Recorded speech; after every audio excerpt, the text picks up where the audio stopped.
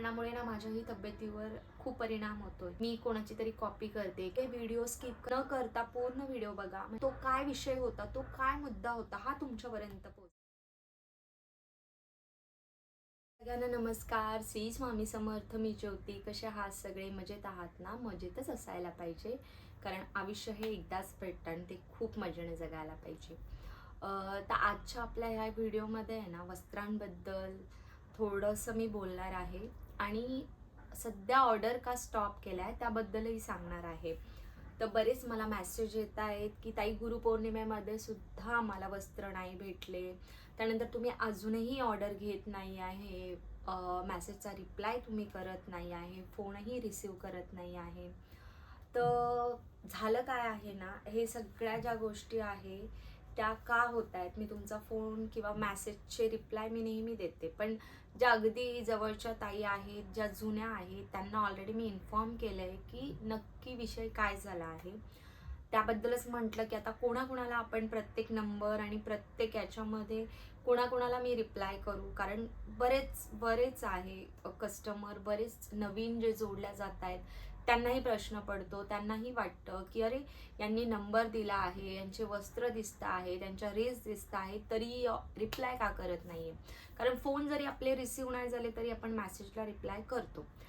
पण विषय काय झाला आहे ना, ॲक्च्युली ज्या जुन्या ताई आहेत त्यांना माहिती आहे की हे जे माझं काम आहे ते कशा प्रकारे चालतं. पण ज्या नवीन आहे आणि अजूनही ज्या जुन्या ताईंपर्यंत ही गोष्ट पोहोचली नाही, त्यासाठी आजचा हा आपला व्हिडिओ असणार आहे. आणि हा व्हिडिओ बनवण्यामागे खूप ताई लोकांनाही हा प्रॉब्लेम झाला असेल तर त्यांनाही मदत होणार आहे. म्हणून चला म्हटलं की आपण जर एखाद्या गोष्टीमधून जात असेल, आपण त्यातून जे शिकतो किंवा आपल्याला जो प्रॉब्लेम होतो त्याला आपण जेव्हा फेस करतो, तर एखाद्याला आपण तो अनुभव सांगितल्यानंतर त्यांनाही त्या गोष्टीचा म्हणतात ना एक फायदा होईल किंवा त्यांच्यापर्यंत ती इन्फॉर्मेशन पोहोचेल.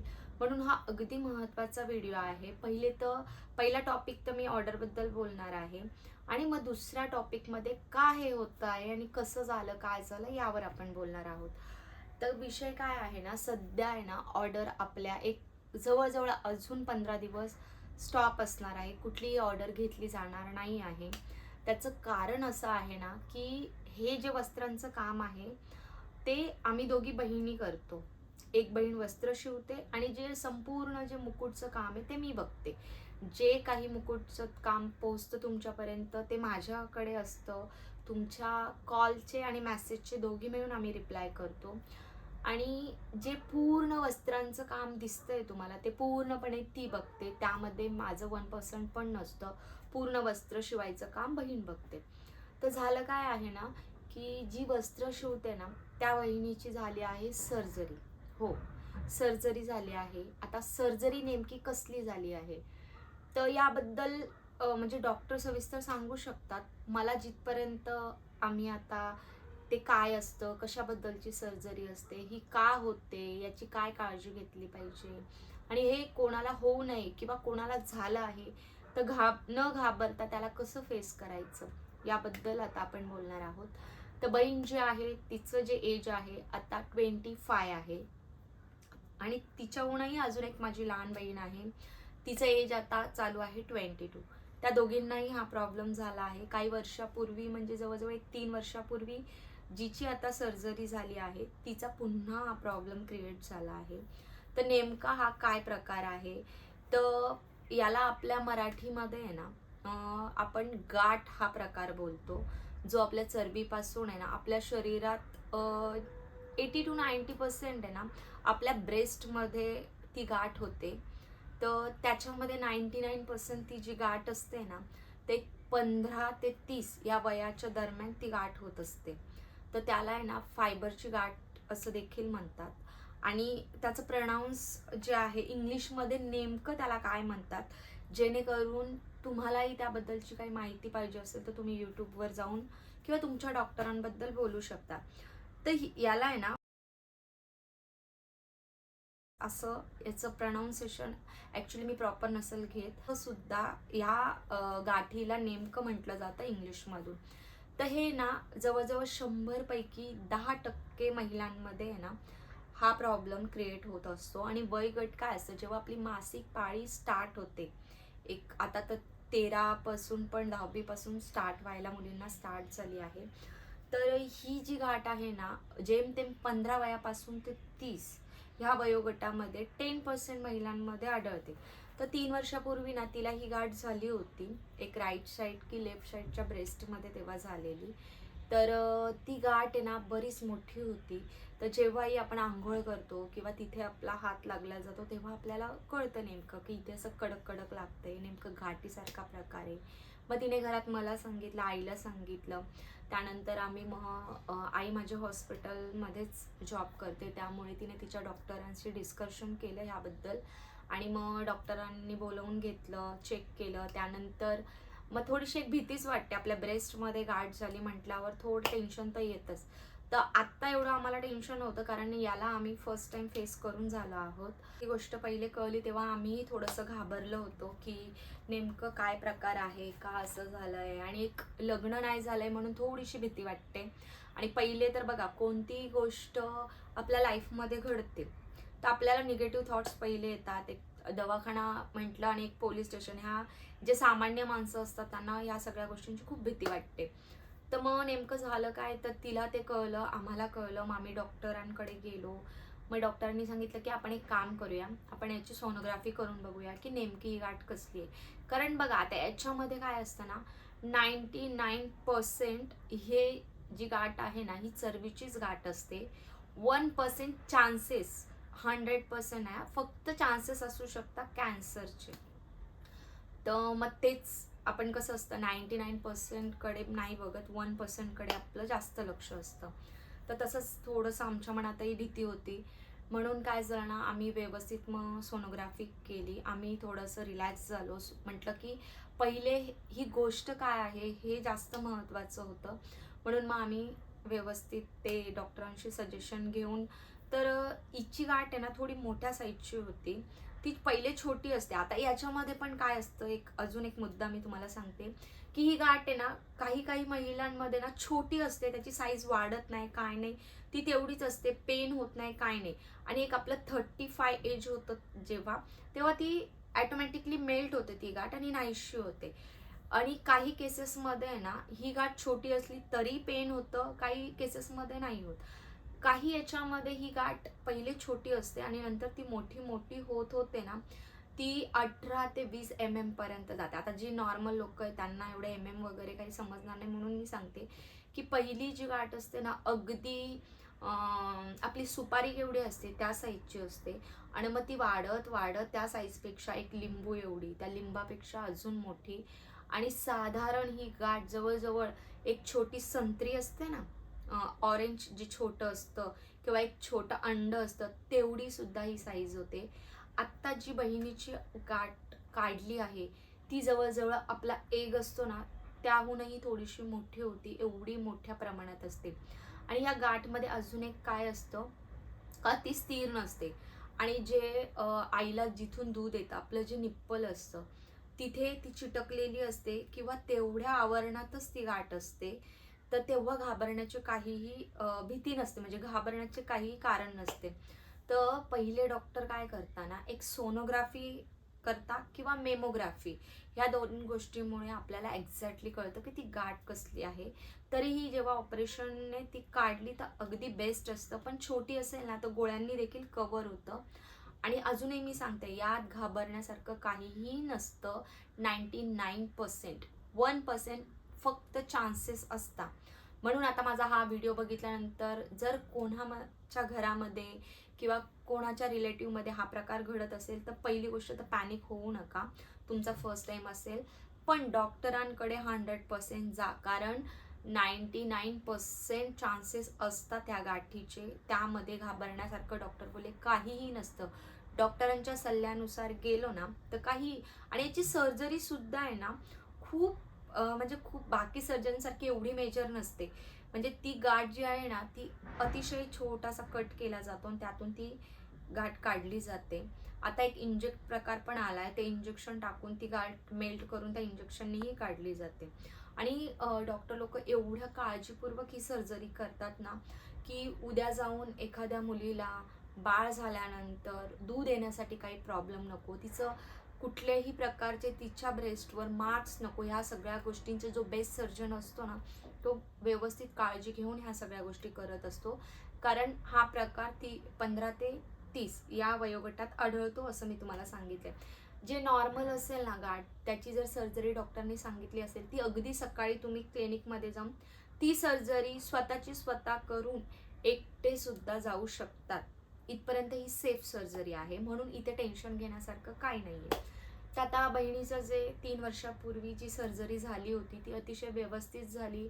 डॉक्टर आमचे क्लोज होते, त्यामुळे खूप छान प्रकारे त्यांनी गाईड केलं. पण प्रॉब्लेम काय झाला ना, त्यांनी जिथे सर्जरी केली आहे ना, ज्या ब्रेस्टमध्ये, तिथे पुन्हा छोट्या छोट्या गाठी पुन्हा झाल्या आहे आणि सेकंड ब्रेस्टमध्ये तिला पुन्हा हीच गाठ डिटेक्ट झाली आहे आणि ती गाठ आहे ना अतिशय मोठी झाली होती. आता तुम्ही बघा, आम्ही हे जे वस्त्रांचं काम करतो ना ताईंनो, खूप ताईंची कंप्लेंट असते. काही ताई समजून घेता, काही घेतही नाही आणि आहे ना खूप जणींना आम्ही समजून सांगण्याचा प्रयत्नही करतो, त्यांना त्याच्याशी काही घेणं देणं नसतं. आणि त्या अर्थात ती लोक स्वामी सेवेकरी नसतातच, ते फक्त दिखावा दाखवण्यासाठी किंवा स्टेटसला ठेवण्यासाठी वस्त्र घालता, असं माझं मत आहे. यातून कोणाला राग आला तर मला खरंच त्याबद्दल रागही येणार नाही, कारण असं कोणी नसतं. हॉस्पिटल एमर्जन्सी म्हटलं की ती कोणालाही कधीही येऊ शकते, तर तिथे एक माणुसकीच्या नात्याने समजून घेतलं पाहिजे. आता ह्या केसमध्ये ना जे समजदार होते त्यांनी समजून घेतलं की ताई नाही, इतकी घाई नाही आहे की स्वामींना तुम्ही वस्त्र देणार तेव्हा स्वामी घालतील, नाही. स्वामींना तुम्ही पहिले तुमची काळजी घ्या, तुम्ही आम्हाला जास्त महत्त्वाचे आहात, तुम्ही पहिले ताईंना रिपेअर होऊ द्या, ताईंना व्यवस्थित वाटू द्या, त्यानंतर आमची ऑर्डर द्या. आता ही इमर्जन्सी काय लगेच मला उद्या आली का? नाही. ही गोष्ट जवळजवळ तुम्हाला सांगते गुरुपौर्णिमेच्या आधी झालेली आहे, म्हणजे खूप दिवसापासून आहे. सर्जरी करायची पण होती, पण मला काय वाटलं ना की एक ब्रेस्टची ऑलरेडी झाली आहे, सेकंड ब्रेस्टचा चान्स घेण्याआधी 1-2 डॉक्टरांकडून त्यांचे ओपिनियन्स घ्यावे, त्यानंतर जर टॅबलेटने ह्या गोष्टी होत असेल, आता सर्जरी छोटी असो किंवा मोठी असो, शरीराचं थोडंफार नुकसान तर होतच होतं. ते गोळ्या औषधांनी आपलं शरीरावर काही ना काही परिणाम होता आणि तिचं लग्न नाही झालंय म्हणून एक ॲज अ पॅरेंट्स म्हणून आम्हाला या सगळ्या गोष्टींचा विचार करावा लागतो. तर आम्ही 2-3 डॉक्टरांचं सजेशन घेतलं आणि आली आपली गुरुपौर्णिमा. त्यामुळे ऑर्डरचा इतका ऑलरेडी लोड होता ना, तर माझं सुद्धा ऑलरेडी बॅक पेनचा त्रास माझं चालू आहे. त्याची ट्रीटमेंट घेण्यासाठी मला डॉक्टरांनी बोलवलं आहे.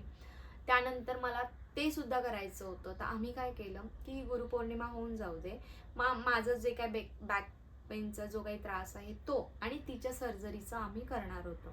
पण झालं काय, नेमकं तिला ते पेन जास्त वाढायला लागलं आणि तिला ना चेस्टमध्ये तिच्या खूप जास्त चमका निघायला लागल्या. मग इथे आम्ही रिस्क घेऊ शकत होतो का? तर नाही. तरी गुरुपौर्णिमेनंतर आम्ही ही सर्जरी करून घेतली आहे तिची आणि बऱ्यापैकी खूप मोठी गाठ होती, खूप क्रिटिकल होतं. कारण ती जी गाठ असते ना, ती एक जागी स्थिर नसते, ती अशी गोल गोल गोल गोल फिरते.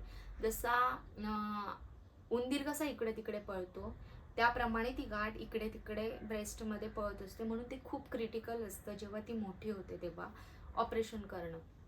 आणि जेव्हा आपले पिरियड्स येतात ना, त्यावेळेस खूप एक्स्ट्रीम पेन होतं. म्हणून ही सर्जरी करणं खूप गरजेचं होतं. म्हणून ही सर्जरी आता तिची झाली आहे, ती व्यवस्थित आहे. आज तिचे ब्रेस्टचे टाके निघणार आहे, जे काही तिला 3 टाके पडले ते निघणार आहे. म्हणून ज्या ताई माझ्या क्लोज होत्या, ज्यांच्या घरी पादुका येणार होत्या, अशा काही ताई आहेत, ज्यांच्या घरी काही प्रोग्राम आहे, श्रावणची त्यांच्या घरी तयारी चालू आहे, गणपतीच्या आधी त्यांनी गणपतीपर्यंत तरी ताई आम्हाला ऑर्डर द्या, अशा ज्या ताई आहे, तर त्यांना मी फोन करून मेसेज करून समजवलं आहे की ताई असा असा प्रकार झाला आहे. आता मी हे पहिले सांगितलं असतं ना तरी कोणी समजून नसतं घेतलं. म्हणून हे सर्जरी झाल्यानंतर मी हा व्हिडिओ यासाठीच बनवते की लास्ट इयरचा मी तुम्हाला एक किस्सा सांगते. लास्ट गुरुपौर्णिमेला मी जवळजवळ आहे ना 5 दिवस ॲडमिट होती बॅक पेनमुळेच. त्यामुळे ना काही लोकांनी अक्षरशः आहे ना माणुसकीचा त्यांच्यामध्ये सुद्धा नाही आहे अशी प्रवृत्ती त्यांची दाखवली. म्हणजे विचार करा, जो माणूस 5 दिवस हॉस्पिटलाइज होतोय त्याची काय अवस्था असणार आहे. तरीही काही ताई आणि दादा की ताई मग तुम्ही कधी परत येणार आहात आणि आमची ऑर्डर कधी भेटणार, याची त्यांना काळजी होती. आणि जे खरंच ज्यांना जेन्युअली मानसिकता त्यांची माणुसकीची आहे आणि जे स्वामी सेवकरी आहेत ना, त्यांनी अक्षरशः सांगितलं, ताई तुम्ही पहिले बरे व्हा, तुम्ही आज बऱ्या झाल्या तर आम्हाला ही सेवा निरंकार भेटेल, पण तुम्हाला काही कमी जास्त झालं तर ही सेवा आम्हाला भेटणार नाही. अशा प्रवृत्तीचे लोक सुद्धा असतात. म्हणून ताईंनो मी सांगते, आपल्या आयुष्यामध्ये जे निगेटिव्ह लोक असतात ना, हे खरंच एक माणूस असतो ना, माणसाच्या बुद्धीला हे पटण्यासारखं नाही आहे. आपण निगेटिव्ह गोष्टींकडे खूप जास्त लक्ष देतो आणि पॉझिटिव्ह गोष्टींकडे खूप कमी. म्हणजे आपल्या लाईफमध्ये जर 99% पॉझिटिव्ह गोष्टी असेल आणि 1% निगेटिव्ह असेल ना, माणसाचं जे लक्ष आहे ना त्या 99 कडे कधीच जात नाही, त्या 1% कडेच जातं. हे मानवी आयुष्यातलं अतिशय सत्य आहे. पण जाऊ द्या, आता हा वेगळा टॉपिक होईल, असं बोलायला गेलं तर खूपच लॉंग व्हिडिओ होईल.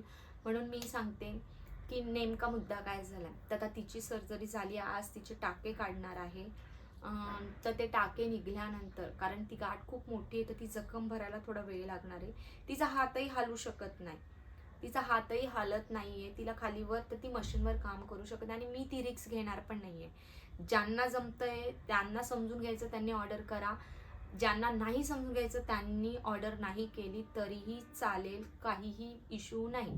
कारण कोणाचाही आपण 1 रुपया घेत नाही, म्हणून कोणाचे बांधील आपण नाहीये. ज्यांना ही परिस्थिती समजते, मेडिकल इमर्जन्सी काय असते आणि एखाद्या म्हणजे जे वस्त्र सेवा देतोय आम्ही, त्यातून तिची सर्जरी झाली आहे, ही छोटी गोष्ट नाहीये, ही मोठीच गोष्ट आहे की सर्जरी झाली आहे. तर तिला ॲटलिस्ट 1 मंथ तरी लागणार आहे आराम करण्यासाठी. त्यातून जे जमतंय मी ते करण्याचा प्रयत्न करेल. मुकुट ज्यांना हवे आहे, सध्या खूप एमर्जन्सी आहे, त्यांना देण्याचा प्रयत्न करेल. कारण माझ्यासुद्धा आहे ना, सकाळी हे काम जे 10ला स्टार्ट होतं तर रात्री 10-11ही वाजतात. मध्ये उठायला सुद्धा वेळ भेटत नाही. इतके लोक आहे ना समजूनच घेत नाही. तर म्हणून आहे ना, काय आहे ना, की ज्यांना खरंच पेशन्स लेवल आहे, ज्यांचे थांबायचे, कृपया त्यांनी ऑर्डर, म्हणजे मी घेतच नाहीये. माझ्या ऑर्डर सिस्टम माझ्याकडे कशी आहे ना, की ज्यांनी ऑर्डर दिल्या आहे त्यांची मी लगेचच्या लगेच ऑर्डर घेते. ज्यांच्या पहिल्यापासून पेंडिंग आहे आम्ही बनवून लगेचच्या लगेच पाठवतो. आता यात पण आहे ना, मी मागे जो व्हिडिओ केला होता की मला अशी लोक अजूनपर्यंत भेटले नाही की जे पैसे बुडवतात किंवा माझे पैसेच दिले नाही. पण हा व्हिडिओ बनवल्यानंतर आता अशी लोक एंट्री करायला लागले माझ्या लाईफमध्ये की असे, आता हा 3रा ते 4था किस्सा आहे. कुरिअर आमच्यापर्यंत काही पोहोचलंच नाहीये. आता तुम्ही सांगा, कुरिअर जर रिटर्न आला तर एक तर कुरिअर ऑफिसला येईल आणि तिथून मला फोन येतो, कारण माझे रेग्युलर एकच ब्रँचमधून जाता, म्हणून मला लगेच फोन येतो. किंवा जेव्हा मी दुसऱ्या दिवशी कुरिअर द्यायला जाते ना, तेव्हा सुद्धा ते सांगतात. तरीही लोक सांगतात की कुरिअर भेटलंच नाही आणि पेमेंट करत नाहीये. असो, तो विषय तर वेगळाच राहिला, कारण ते विषय एकमेकांमध्ये घुसमटले ना तर मग आपला मेन विषय काय टॉपिक आहे तो समजणार नाही. तर बघा ताईंनो, आता सध्या ना ऑर्डर आपल्या स्वीकारल्या ह्या कारणामुळे जाणार नाही, कारण बहिणीची सर्जरी झाली आहे आणि तिला रेस्ट खूप गरजेची. तिने आता व्यवस्थित रेस्ट केली तर पुढे ती तुम्हाला ऑर्डर देऊ शकते, बरोबर. तर म्हणून कृपया ही गोष्ट सगळ्यांनी समजून घ्या. आणि ही समजत नसेल तर प्लीज माझ्या हात जोडून प्रार्थना आहे, ऑर्डर माझ्याकडे करू नका. खूप सगळ्या ताई आहेत मार्केटमध्ये, तुम्ही त्यांच्याकडे ऑर्डर करू शकतात. आता हा झाला मुद्दा तिचा. आता राहिला प्रश्न माझा. आता काय होतंय ना, ह्या कारणामुळे ना माझ्याही तब्येतीवर खूप परिणाम होतोय. ही देवाची सेवा असली तरी हे शरीर आहे, या शरीराला आराम पाहिजे, या शरीराला जेवण पाहिजे, या शरीराला व्यायाम पाहिजे, या शरीराची काळजी घेतली पाहिजे, तेव्हा ही सेवा मी निरंकार करू शकते. तर कंटिन्यू बसल्यामुळे मला ही बॅकचा खूप त्रास स्टार्ट झाला आहे. माझ्या मानेत सुद्धा गॅप पडला आहे, त्यामुळे मलाही आहे ना जास्त ऑर्डर झेपत नाही आहे. आता अशा मानसिकतेचे लोक हा व्हिडिओ बघितल्यानंतर म्हणून मग कशाला घेतात ऑर्डर, मग नकाच करू ना ताई, कशाला तुम्ही एवढ्या रील्स टाकतात. तर टाकतो ताई, आम्हाला जमते तेवढी आम्हाला ही सेवा करायची आहे. तुमच्याकडे एवढ्या निगेटिव्ह कमेंट्स करायला वेळ आहे तर तुम्ही आम्हाला सजेस्ट करा की हे काम कसं करायचं, तर आम्ही तुमच्या सजेशन प्रमाणे करण्याचा प्रयत्न करू. तर बघा, लास्ट टाइम आहे ना एक टॉपिक झालेला, तो टॉपिक याच्यासाठी मांडते कारण बघा, एखादी यूट्यूबर असते, आता माझे जे व्हिडिओ आहे देवाच्या रिलेटेड आहे, वस्त्रांच्या रिलेटेड आहे, आणि अजून ज्या ताई आहे समोरच्या त्यांचंही देवाच्या रिलेटेड आहे. तर त्यांच्या आणि माझा टॉपिक एक असल्या कारणाने आमच्या दोघींचे सेम सेम व्हिडिओ होऊ शकतात. तर ज्यांना प्रॉब्लेम आहे ना, जे असं बोलतात की ताई तुम्ही कॉपी करताय, सेम तसा आवाज काढायचा प्रयत्न करता, आता त्यांनी ती व्हिडिओ डिलीट केली. पण मी हे का सांगते ह्याच व्हिडिओमध्ये, कारण मला हे सगळे पॉईंट याच्यातच कव्हर करायचे, कारण ते हे सगळे निगेटिव्ह पॉझिटिव्ह खेळायला माझ्याकडे तेवढासा वेळ नाही आहे. म्हणून मी हा मुद्दा एक मांडते की ज्या ताईंना वाटतो ना की मी कोणाची तरी कॉपी करते किंवा माझं अजून कोणीतरी कॉपी करतोय, तर ताई हे जग कॉपीचंच आहे. ज्या ताई समोरच्या दिसत आहे ना, त्या पण आहे ना, जेव्हा त्यांनी हे स्टार्ट केलं होतं ना, तर त्यांनी कोणाचं तरी व्हिडिओ बघितला असेल, त्यांनाही ती प्रेरणा भेटली असेल, त्यांनी स्टार्ट केलं असेल. आणि जेव्हा तुम्ही त्या टॉपिकवर काम करता ना, तुम्हाला एक एक सुचत जातं आणि तुम्ही ते करत जातात. म्हणून याला कोणालाही कॉपी करताय असं म्हणणं सरासर चुकीचं आहे. आता कॉपी कशाला करतात हे मी तुम्हाला सांगते. आता मी जे वस्त्र बनवते ना, मला खूप फेक अकाउंटवरून मेसेज येतात की ताई ही पेशवाई पगडी कशी बनवायची मला सांगा, हे कसं बनवायचं ते सांगा. आणि असं बोलून आपण गोडीत आपल्याला वाटतं की ठीक आहे, समोरचा ॲज अ कस्टमर म्हणून आपण सांगतो, आपल्या गोष्टी सांगतो आणि ते स्वतः बिझनेस स्टार्ट करतात. असे खूप इव्हन आहे ना, काही लोकांनी तर मी जे नाव ठेवलं ना ओविश्री कलेक्शन, तसं त्यांनी ते सुद्धा स्वतःच्या मनाने नाही ठेवलं. मी जे बोलते, मी जे फोटो अँगल घेते ते सगळं कॉपी करतात. मग आता मी त्या ताईंशी जाऊन भांडत बसू का? की मला दिसतंय पण मी का भांडू? त्या सेवाच करताय, त्यांना माझी गोष्ट आवडली, त्यांनी माझ्याकडून शिकलं आणि ते स्वतः करताय. मी थोडी त्यांनी माझ्याकडे क्लास केले की काय, ते बिचारे त्यांच्या नशिबाने कमवतायत ना. मग तुम्ही सांगा, आता दुसरं कोणीतरी उद्या जाऊन त्यांना कमेंट्स करेल की तुम्ही ज्योतिताईंची कॉपी केली आहे, ज्योतिताईंचं बघून करतायत. त्यांनाही थोडंसं वाईट वाटेल, पण मला नाही वाईट वाटत आहे ना. मला ज्या व्यक्तीबद्दल बोलले आहेत ना की तुम्ही यांची कॉपी करता, त्यांनाही वाईट नाही वाटले. त्यांचे आणि माझे संबंध खूप छान आहे, त्यांनाही माझा प्रॉब्लेम नाही मी त्यांची उद्या जाऊन कॉपी केली तर. त्या ताई इतक्या सुंदर आहेत ना, जेव्हा मी त्यांना सांगितलं ना ताई बघा असं असं बोलताय, तर ताईने मला अक्षरशः सांगितलं तू टेन्शन घेऊ नको, तू तुझे बिंदास्त जे करते ते कर, मला काहीही प्रॉब्लेम नाही. मग जर आम्हाला दोघींना प्रॉब्लेम नाही, आता मी त्यांचं नाव का घेत नाहीये, ज्यांनी कमेंट्स केल्या आहे ना, मी ज्या अर्ध्याच्या वर डिलीट मारलाय, त्यांना कळलं असेल की मी कोणत्या ताईंबद्दल बोलते. तर त्यांना प्रॉब्लेम नाही, त्यांचे माझे संबंध चांगले, इथून ते 15 मिनिटाच्या अंतरावर राहतात. मला त्यांचं सगळ्या गोष्टी माहिती आहे, त्यांना जास्त गोष्टी माहीत नाहीये, कारण त्या माझ्यापेक्षा मोठ्या यूट्यूबर आहेत. तर त्या काय डायरेक्टली मोठ्या यूट्यूबर झाल्यात का? त्यांनीही कष्ट केले ना, त्यांनी हे केलं. आता मी त्यांचं नाव घेऊन जर इथे त्यांचा फोटो लावला तर माझ्याही त्या व्हिडिओजला खूप व्ह्यूज जातील. मला नको आहे ते सगळं ना, मला त्यांचं नाव घ्यायचंय. का नाव नाही घ्यायचंय?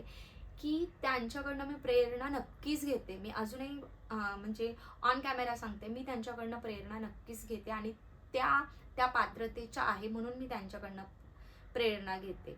पण याचा अर्थ असा नाही की तुम्ही प्रत्येक व्हिडिओ मागे उठून सुटून बोलणार की हिची कॉपी करते, हिची कॉपी करते. नका बोलू असं. तुम्हाला नाही आवडत आहे ना, नका बघू. तुम्ही त्यांचे व्हिडिओ बघा आणि तर अजून कोणाचे बघा, पुढे जा. मी काय एवढी मोठी यूट्यूबर अजून झाली नाही की कोणी मला येऊन ट्रोल केलं पाहिजे. तुम्ही तुमचं काम करा, तुम्हाला जे आवडत नाही ते नका बघू, सिंपल. फक्त असं कोणाला तरी डिमोटिवेट करू नका.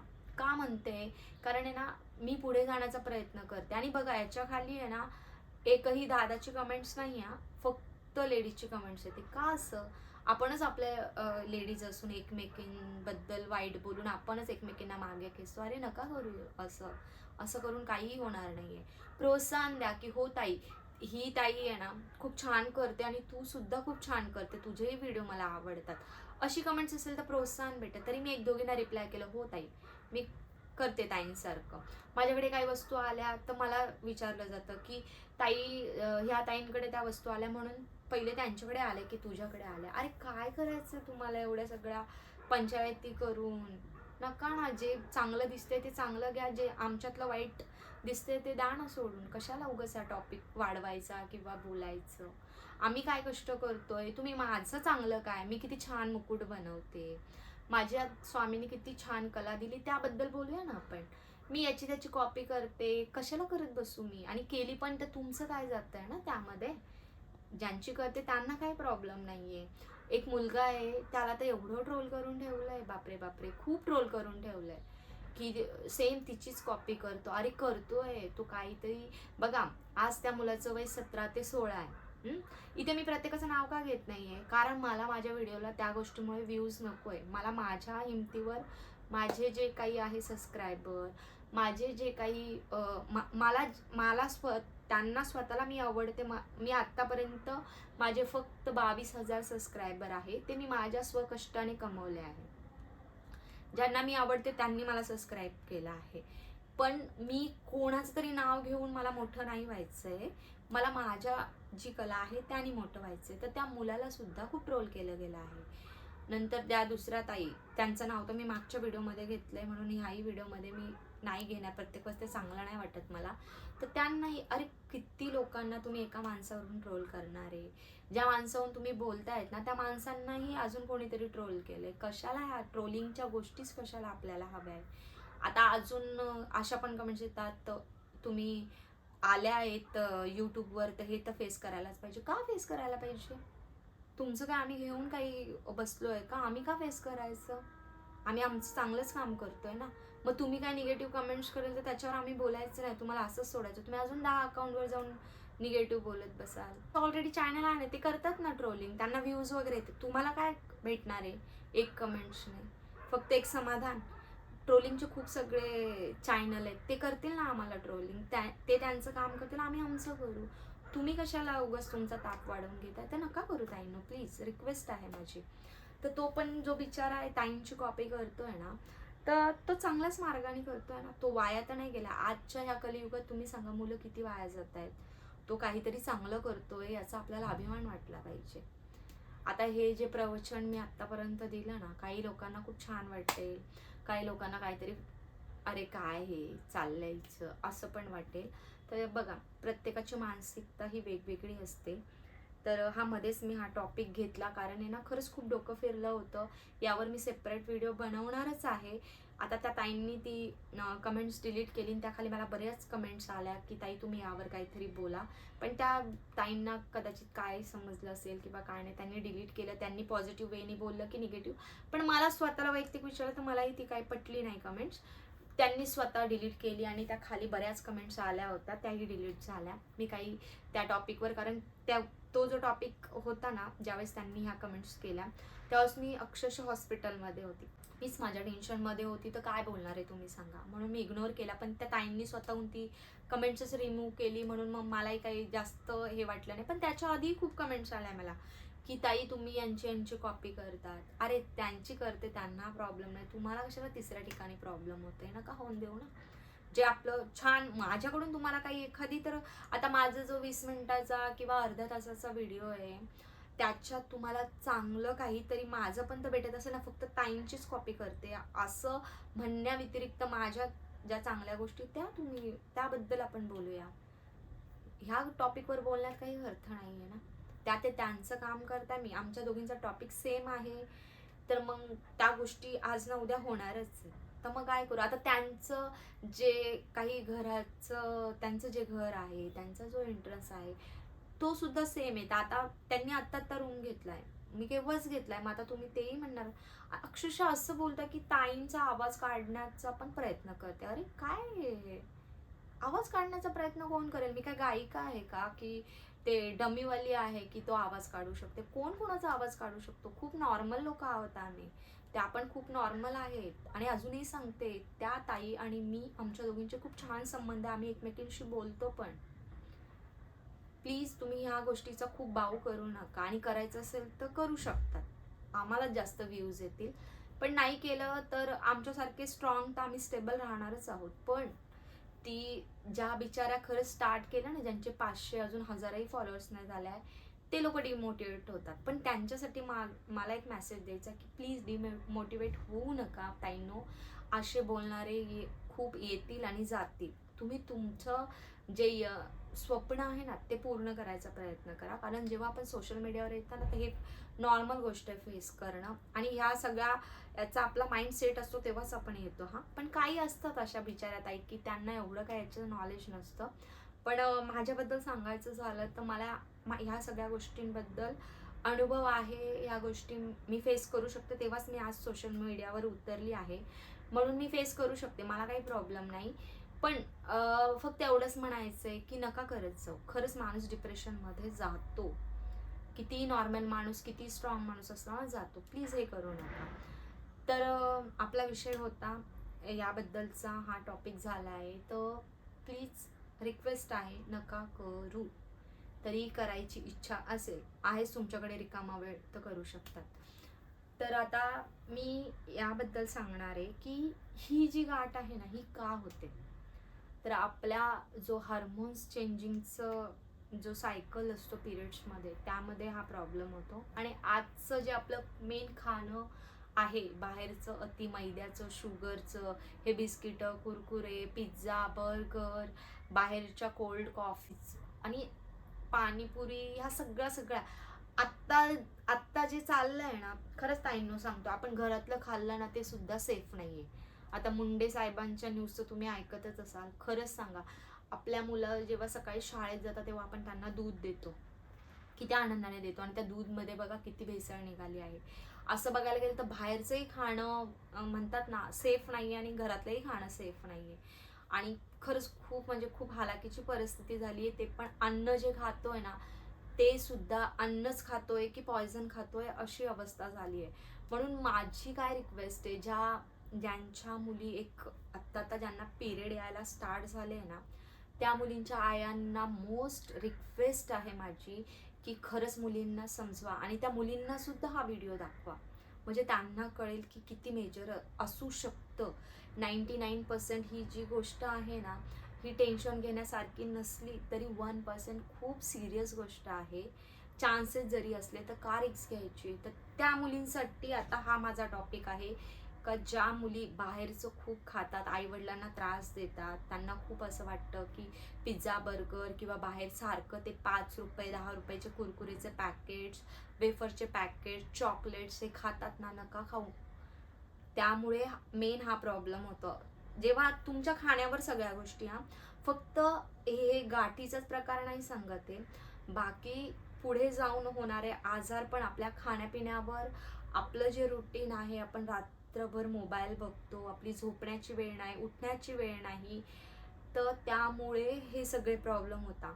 जर मी आता हे सगळं जे सांगते ना, तो टॉपिक जर खरंच त्याला चांगले व्ह्यूज आले ना, मी अजून एक टॉपिकवर बोलणार आहे की नेमकं हे टाळायचं कसं. यावर आपण लहानपणापासूनच मुलांना जर पौष्टिक आहार दिला तर हे उद्भवणार नाही. कारण चुकतो आपण पण पॅरेंट्स, आपण लहानपणापासून काहीतरी कोणाशी बोलत असेल तर आपण मोबाईल देऊन टाकतो, आपण काही बनवायचा कंटाळा आला तो बाहेरून ऑर्डर करतो. यात आपली सुद्धा चुकी आहे. आपण जे फूड आपल्या मुलांना देतो ना, ते त्याबद्दल सुद्धा आपण त्यांना जे फूड दिलंय ना, ते आपणच दिलंय, त्यांना स्वतःहून माहीत नाहीये पिझ्झा काय असतो, बर्गर. जेव्हा आपण खातो, आपण दाखवतो, तेव्हाच त्यांना कळलं. तर यामध्ये पॅरेंट्स लोकांची पण खरंच चुकी आहे.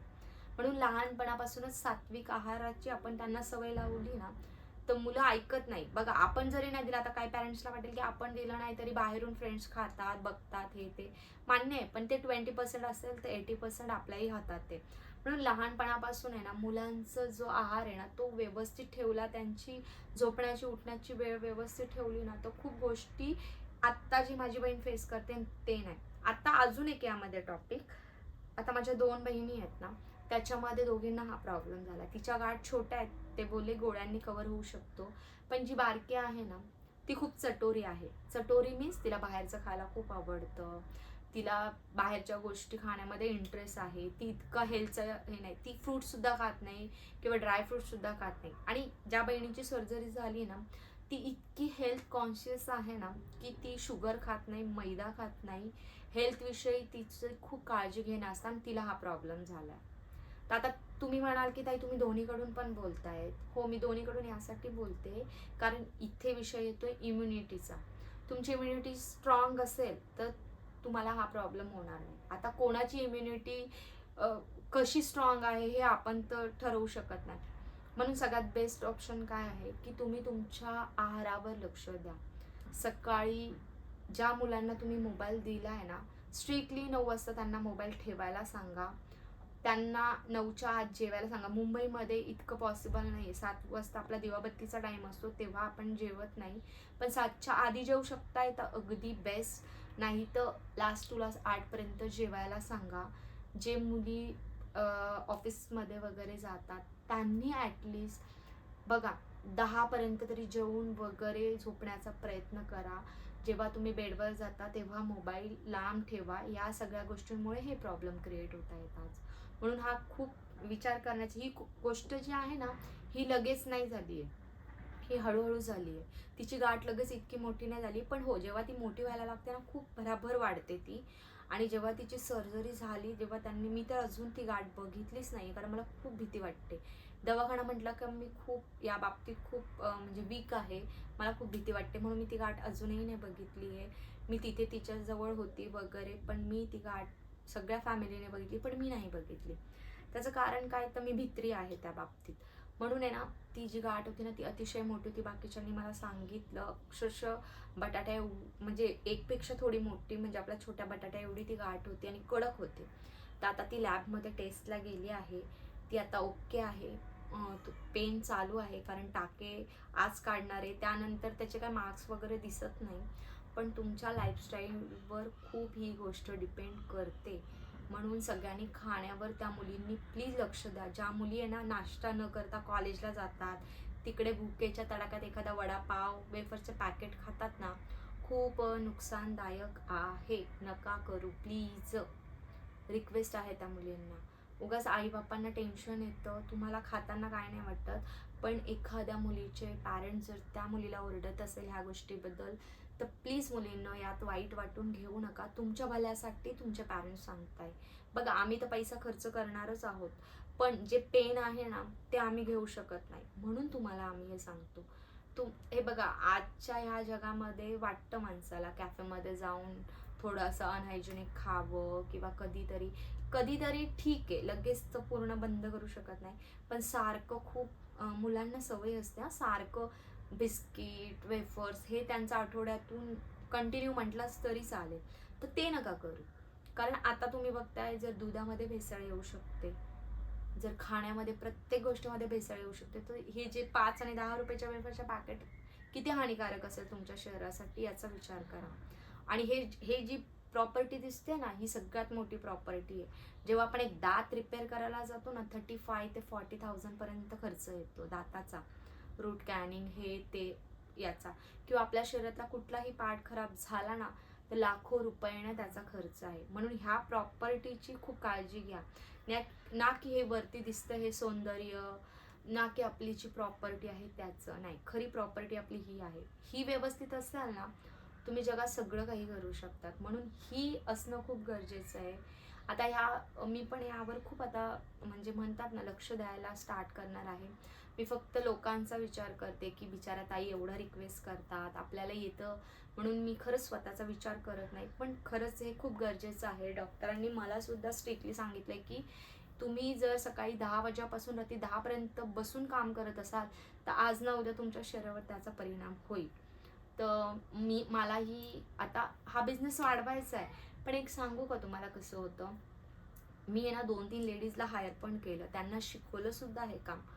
पण कोणालाही एवढं पेशन्स लेवलचं काम नको आहे, खरंच नको आहे.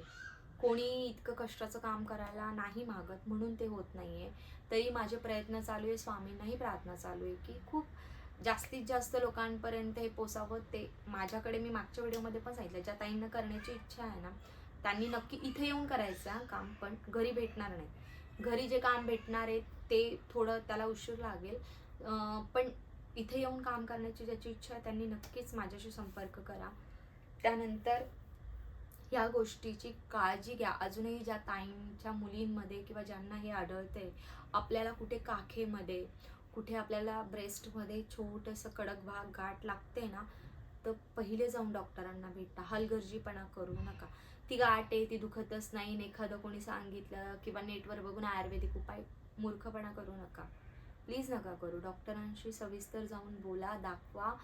आणि जमलं तर मेमोग्राफी किंवा सोनोग्राफी डॉक्टरच्या सल्ल्याने घेऊन करूनच घ्या, आणि त्यानंतर ही गोष्ट करा. टाळटाळ करू नका. आता ही गोष्ट जी आहे ना, ती एक 10 to 10 दिवसातही कोणाचं टॅबलेट खाऊन ती गाठ वितळते, कोणाचं 1 महिन्यात, 3 महिन्यात अशी. पण सर्जरीपर्यंत जेव्हा गोष्ट जाते ना, तर 50-50 हजार रुपये खर्च येतो. पण ते 50,000 रुपये दवाखान्यात घालवण्यापेक्षा ते 50,000 रुपये वाचवून आपण आपल्या शरीरावर चांगलं खाण्यामध्ये घालवले तर काय वाईट आहे, सांगा बरं.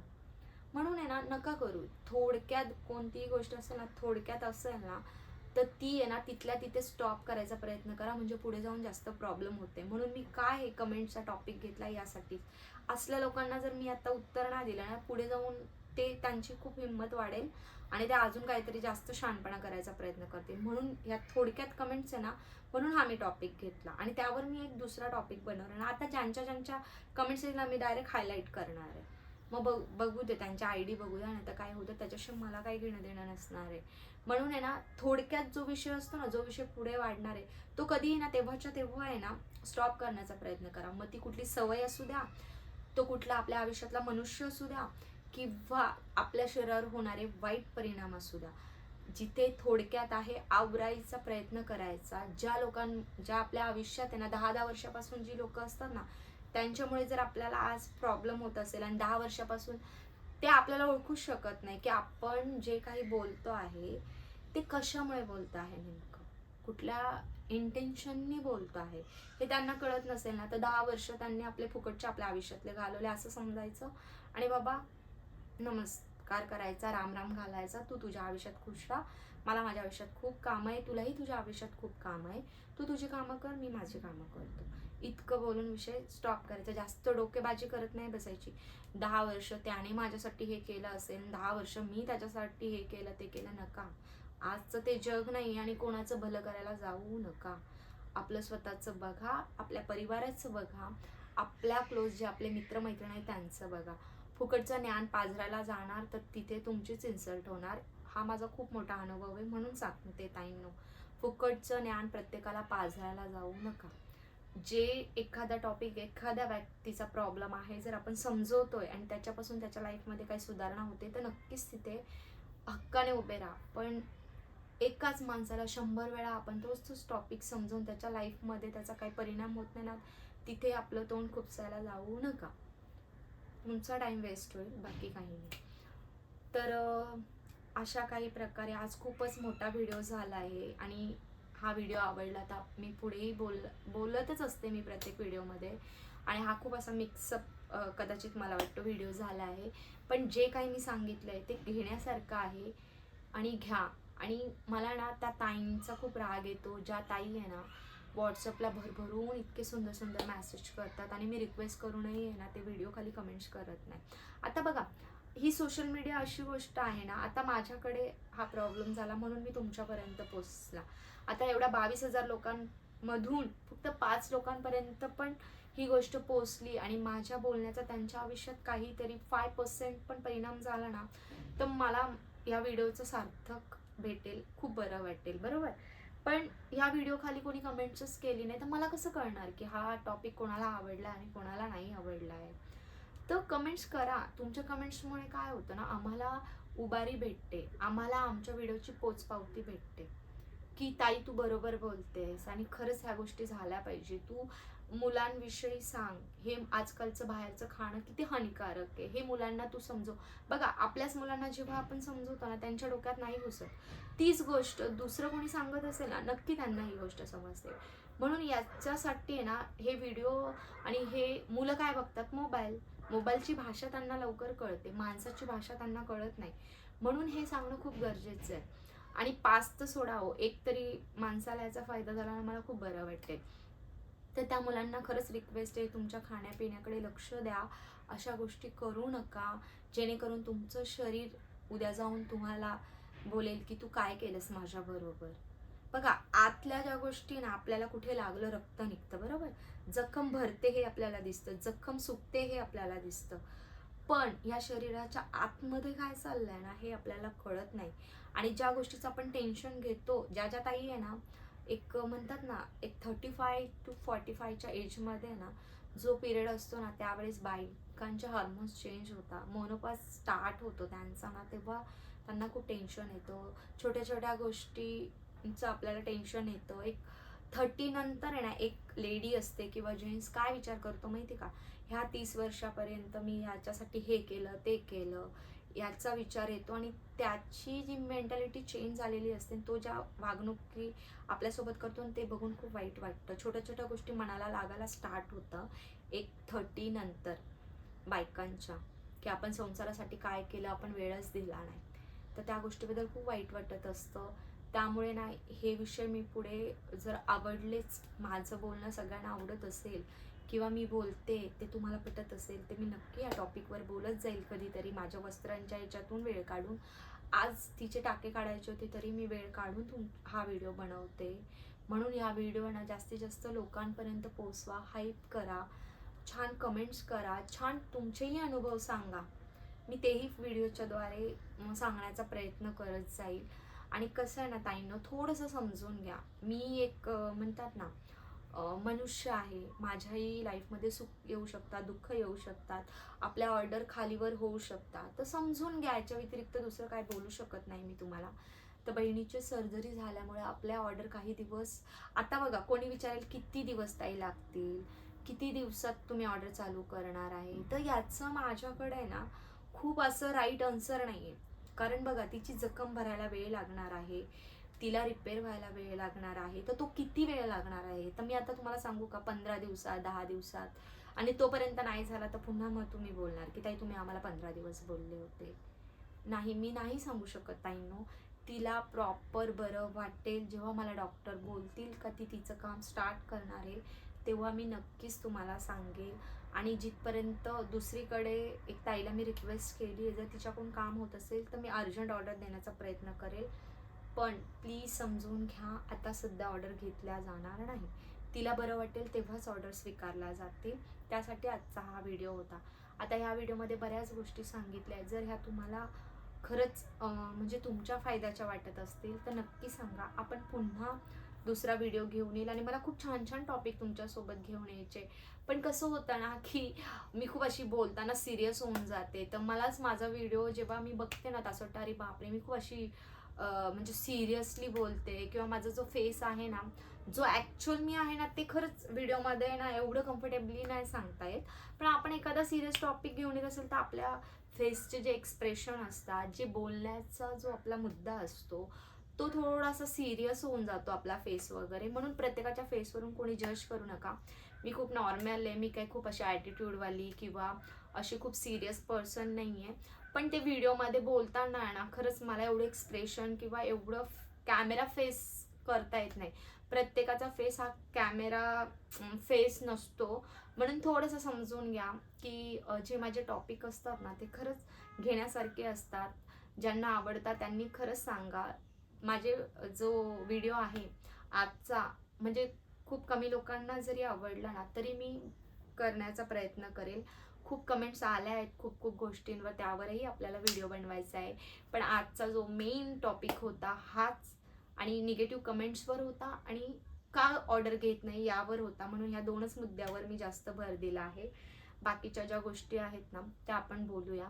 आणि एक व्हिडिओ बनवायला खूप कष्ट लागतात. फॅन बंद आहे कारण आवाज नको यायला.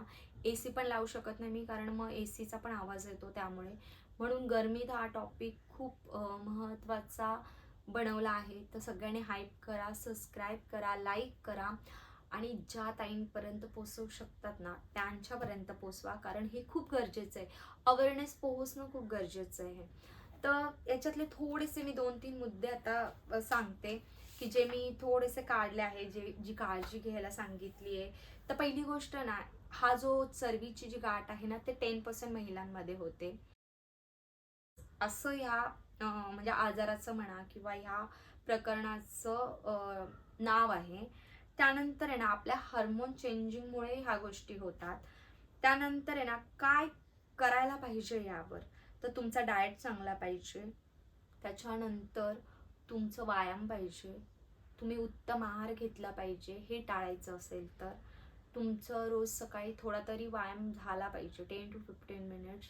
ही काळजी घेतली तर याचा धोका खूप प्रमाणात टळू शकतो, किंवा ऑलरेडी झाला आहे, ही गोष्ट ऑलरेडी झाली आहे तुमच्या कोणाच्या ओळखीमध्ये किंवा घरात, तरी तुम्ही तुमचा डाएट प्रॉपर ठेवला ना, तुम्ही व्यवस्थित व्यायाम केला तर हा धोका टळू शकतो. औषधांची गरज नाही असं डॉक्टर सांगतात.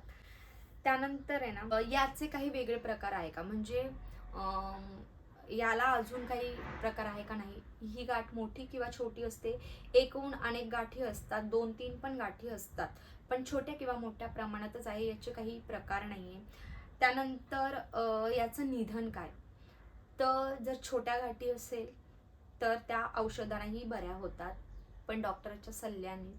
आणि मोठी गाठ असेल तर बेस्ट वे त्याची सर्जरी करणं खूप बेस्ट ऑप्शन आहे. याचं हे निधन आहे.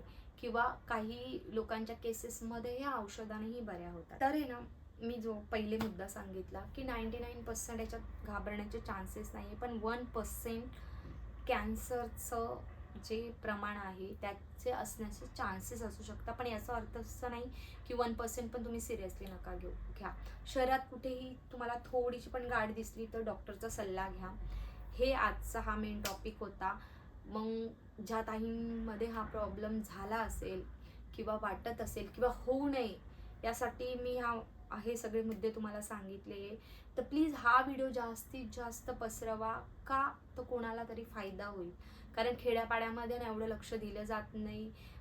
ह्या झाडाचा पाला खा, हे कर, घरगुती उपाय करण्यामध्ये आहे ना खूप लोक विश्वास ठेवतात. तर प्लीज असं काही करू नका. डॉक्टर आहेत ह्या गोष्टीसाठी. खूप वर्षापासून हा टॉपिक असेल तर प्लीज डॉक्टरांचा सल्ला घ्या, एवढीच रिक्वेस्ट करेल. ह्या व्हिडिओमधून एखादा शब्द मी चुकीचा बोलली असेल किंवा कोणाला खटकला असेल तर त्याबद्दल मी सॉरी बोलते. त्यामागचं कारण समजून घ्या. तो शब्द पकडून कोणालाही राग नका येऊन देऊ. आणि मध्ये व्हिडिओ स्किप न करता पूर्ण व्हिडिओ बघा, म्हणजे नेमकं या व्हिडिओमध्ये काय दिलं ही, का तो काय विषय होता, तो काय मुद्दा होता, हा तुमच्यापर्यंत पोहोचेल. म्हणून हा कधीही व्हिडिओ बघताना पूर्ण बघा. अर्धवट माहिती धोकादायक असते कधी पण, म्हणून कोणतीही गोष्ट बघताना पूर्णपणे बघा. तर कसा वाटला आजचा व्हिडिओ ते तर नक्कीच सांगा. पण रिक्वेस्ट असेल की ज्यांच्यापर्यंत हा व्हिडिओ पोचेल, जेही बघतील त्यांनी प्लीज याच्या खाली आहे ना एक कमेंट्स टाका. किंवा ही जी मी माहिती सांगितली त्या माहितीबद्दल तुम्हाला काही अजून काय माहिती असेल किंवा तुम्ही आतून गेला असाल तर तेही सुद्धा मला सांगा. आपला नंबर सुद्धा आहे, जो आपला बिझनेस नंबर आहे, तर तुम्ही मला पर्सनली मेसेज पण करू शकतात. कमेंट्स नक्की करा हा, आणि मेसेज सुद्धा करू शकता किंवा तुमचे काही सजेशन असेल तर तेही नक्की सांगू शकतात.